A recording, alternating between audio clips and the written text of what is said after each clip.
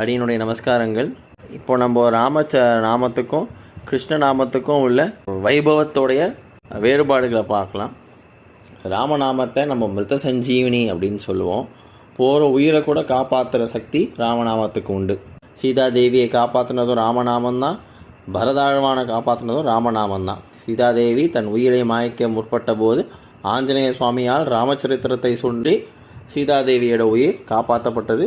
அதே போல் கிருஷ்ணநாம வைபவத்தை நம்ம எங்கே பார்க்கலான்னா திரௌபதி சரணாகதியில்.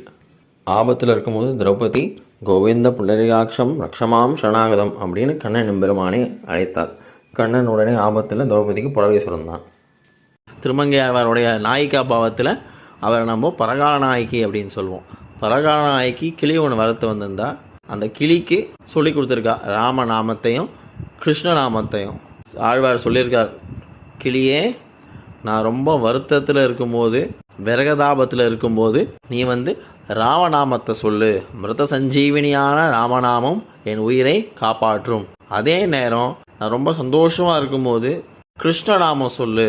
கிருஷ்ணஹா கிருஷ்ணஹா அப்படின்னு சொல்லு அப்படின்னு சொல்லியிருந்தார். அதே மாதிரி ஆழ்வார் ஒரு நாள் ரொம்ப விரகதாபத்தில் ரொம்ப துக்கத்தில் இருந்தார்.